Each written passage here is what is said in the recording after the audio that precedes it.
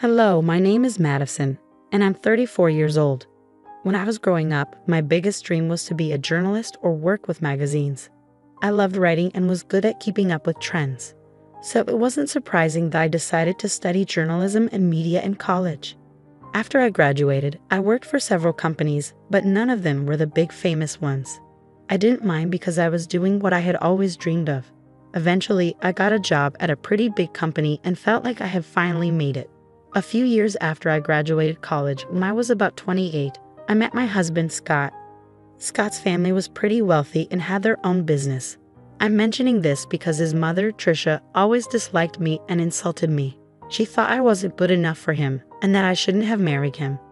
Scott and I dated for about 3 years before we decided to get married. As I mentioned, Scott's mom, Trisha, didn't like me. She always put me down and made fun of me for working at a magazine and having a journalism degree. At first, her behavior really hurt me because no one should be treated like that. But for some reason, Trisha thought it was okay to treat me that way. Scott always defended me against his mother. His dad, Fred, also stood up for me whenever he heard Trisha's remarks. I was thankful for both of them. As time went on, I started to get used to Trisha's insults. Scott even suggested that we limit contact with her. But I didn't agree. Scott worked with his dad, and if he stopped talking to his mom, it could make things awkward for Fred. Fred was a wonderful person, and I didn't want to put him in a tough spot. I also didn't want Scott to cut off his family because of me. I learned to deal with it mostly because we only saw Trisha twice a month at most. But things changed when Fred had to go overseas for a business project. Trisha didn't want to be alone, so Scott and I agreed to let her stay with us until Fred returned. I had a bad feeling about it, but I believed that family should always come first. Living with Trisha was really tough. She constantly nitpicked and criticized everything I did, and the insults never seemed to stop. But I could handle all of that as long as she didn't actually harm me. However, everything changed during one week that turned out to be really difficult. I had a major presentation coming up at work. We were redesigning a section of our magazine, and I was responsible for making it great. This presentation was crucial because it would determine if I got a promotion, but Trisha didn't understand why it was so important. I don't think knowing would have changed her opinion of me anyway. Since Trisha was staying with us, she saw how stressed I was about it. The night before my big presentation, I was talking to Scott about how nervous I felt when she overheard us. She walked into the living room and decided to share her thoughts. "This is a big deal. All the top bosses will be watching me. I can't imagine how scary this must be for you. I'm glad you had it easier with your business, but this is such a different game. I'm so scared of messing everything up." "Don't say that. You'll do great." I wish I could believe that. I just feel so unsure of everything. What if I mess up the presentation? I couldn't help but overhear you both talking. "Mom, we're having a private conversation." "Well, Madison, I just wanted to say that you have nothing to worry about. You probably don't have the skills for this, so you'll probably do badly tomorrow." "Excuse me?" "Just treat it as a chance to quit your job and be a housewife. Then maybe you'll be good enough for my son. I can't believe he married a journalist." "Mom, you're crossing a line. Leave." "You know what? I don't have time for your nonsense, Trisha. I have bigger things to worry about than your opinion of me and my relationship with your son." "How dare you talk to me like that?" "So it's fine for you to talk to me that way, but not the other way around." "Scott, say something. Your wife is disrespecting your mother. She's just standing up for herself. I don't see anything wrong with it. She's manipulating you. Look at how easily you can turn your back on family. Madison will regret this." I was furious at Trisha for barging into Scott's and my conversation and insulting me so blatantly. Scott tried to apologize for his mother's behavior, but I stopped him. He wasn't responsible for her hurtful words. After that, we decided to call it a night and went to sleep. I was too focused on everything else to even think about Trisha's threat towards me. I figured she would just continue tormenting me, which honestly, I didn't care about at that moment. Dealing with her could wait until after my presentation. The next day, I hurried into work with my laptop, ready for my presentation. But when I opened it, I realized something was terribly wrong. All the files on my desktop were gone, and my laptop had been reset. I started to panic. I had emailed the presentation to myself, so I tried to calm down. But when I logged into my email, I saw that all my emails were deleted, even from the trash. My heart sank and tears filled my eyes. I felt an overwhelming fear. I had to explain everything to my boss, who was not happy. He yelled at me for a while before telling me not to bother with the presentation because he had someone else do it in case I messed up. I knew then that any chance for me to advance in the company was gone. I couldn't believe this was happening. I rushed home in tears. Scott hadn't left for work yet, and when he saw me, he took the day off to be with me. He held me as I cried, and when I calmed down a bit, he asked me what happened. "What's wrong, honey? Did the presentation not go well?" There was no presentation, at least not one that I gave. Huh? What do you mean? You put so much effort into preparing for it. You hardly slept those past few days because you were working so hard. I know, but when I got there, I opened my laptop and found out that everything had been deleted. What? How did that happen? I don't know. It was really embarrassing and humiliating to have to explain it to my boss. Wait, did you not back it up somewhere else? Yeah, I emailed it to myself, but even my inbox and trash were emptied. Oh my God, I'm so sorry this happened. What did your boss say? He yelled at me a lot, called me unprofessional and lazy. He had someone else do the presentation. But you still have your job, right? Yeah, but I'm stuck in this position. I can't move up or get promoted. I'm done here. Don't worry, honey. You'll find a better job. I'll be here for you through it all. Just keep working here until you're ready to leave. Yeah, I'll give my notice now. I can't believe I worked so hard for this, and just when I was close, it slipped away. I felt really down after that. I take pride in doing well on my projects, so what happened was really tough for me. It was traumatic, to say the least. I wasn't given any more important work at my job. I held off on quitting, but after another week, I knew it was time. I handed in my notice and waited for my time to be up. Through it all, Trisha seemed strangely happy. She saw me crying once and made remarks about how she knew I would fail. At first, I was mad at her, but then I started thinking about her behavior. Maybe she was happy because she thought I would finally become a housewife, or maybe she was happy because she had something to do with my career falling apart. I can't quite explain it, but I had this gut feeling that Trisha had something to do with my laptop troubles. I wanted to talk to Scott about it, but I needed evidence first. So I decided to set up a hidden camera in the office to catch Trisha in the act. I ordered a camera disguised as a smoke detector and installed it on the ceiling. I connected it to my phone and got ready to implement my plan. The next step was to somehow let Trisha know about my upcoming presentation. That wasn't too hard.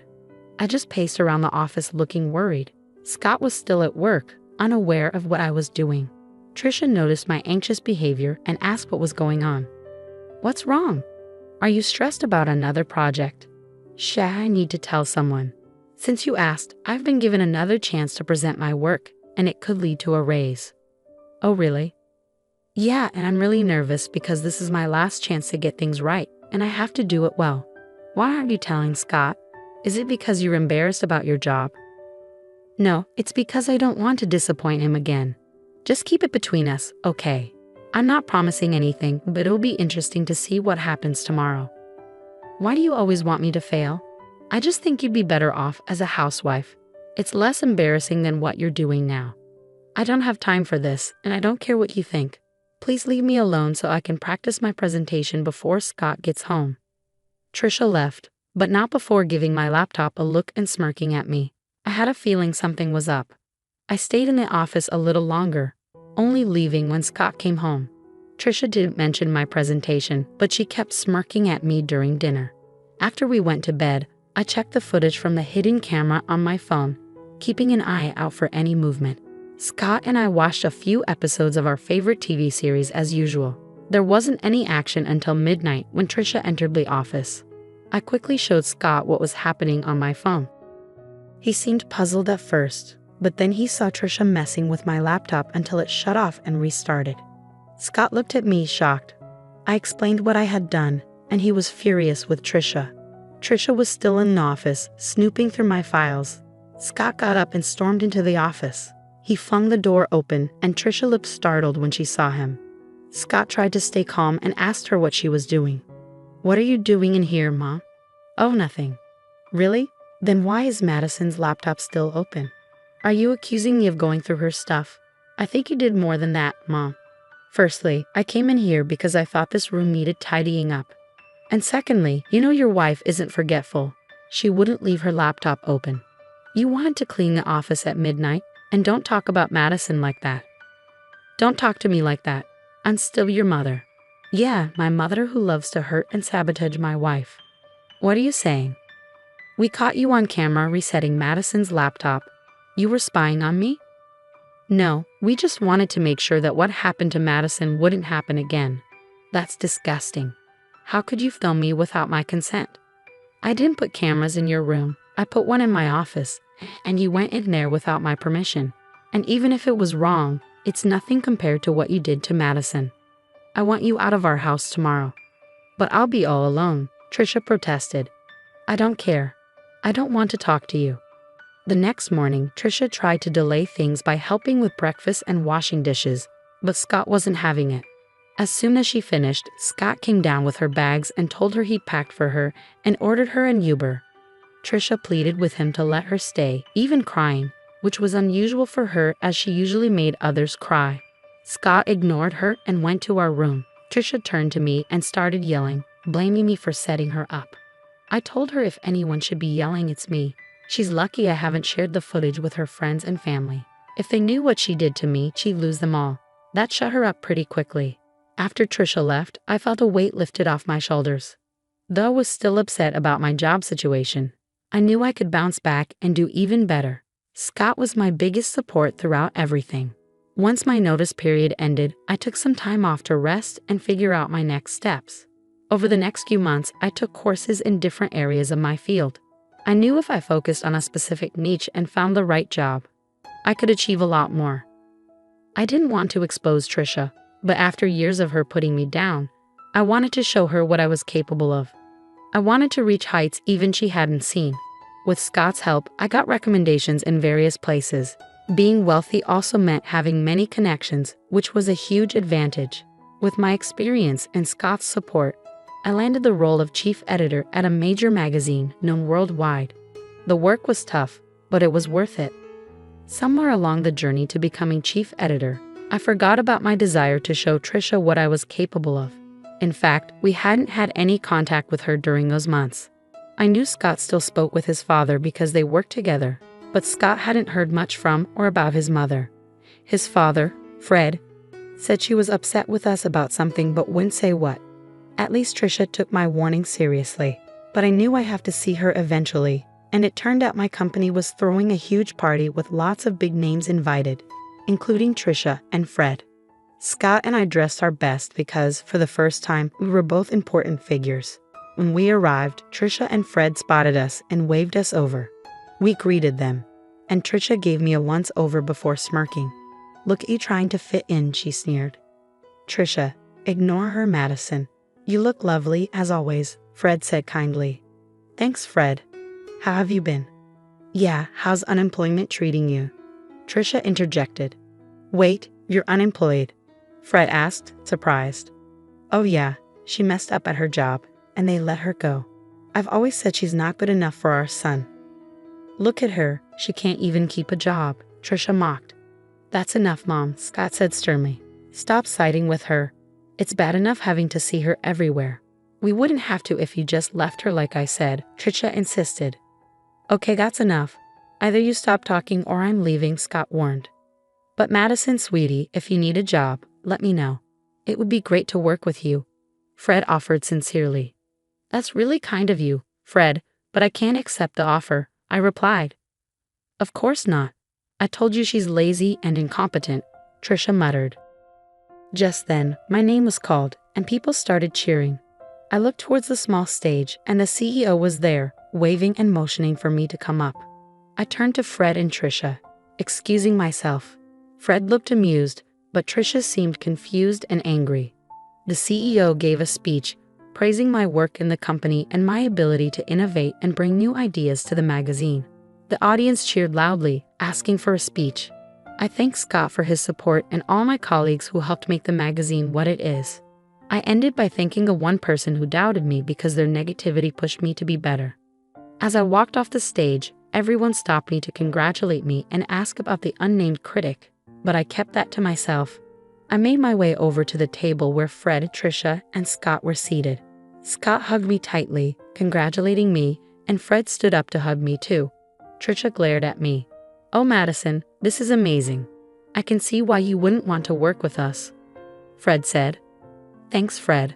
Although I'll admit, if you'd offered me the job about 6 months ago, I might have taken it." "You should have. At least then you'd be paid more," Trisha snorted. "Paid more? I could never put a price on this," Fred replied. "Right, she's not worth all that money," Trisha scoffed. "No, I mean I couldn't match what she's earning right now." "What do you mean?" Trisha asked, confused. "Do you want me to tell her, Madison? It might come off as boasting if I say it," Fred offered. "Madison makes at least 5 times more than I do in her current position," Fred revealed. "Here? How? Oh yeah, she must be making way more than Scott or I could ever imagine," Trisha exclaimed. "That can't be right. You must be mistaken," Trisha insisted. "He's not mistaken, Mom. I really did mean it when I thanked you. You've been nothing but a bully to me, and I hope seeing me more successful than anyone in your family stings. Anyway, I have other people to talk to. Excuse us, Trisha. Fred, feel free to join us anytime." "Goodbye," I said as Scott and I left a stunned Trisha at the table. Fred laughed and raised his drink to me as Scott and I walked away. I'd never felt more alive and satisfied. It was an incredible accomplishment, and I'm grateful to Scott for his support. Thanks for listening.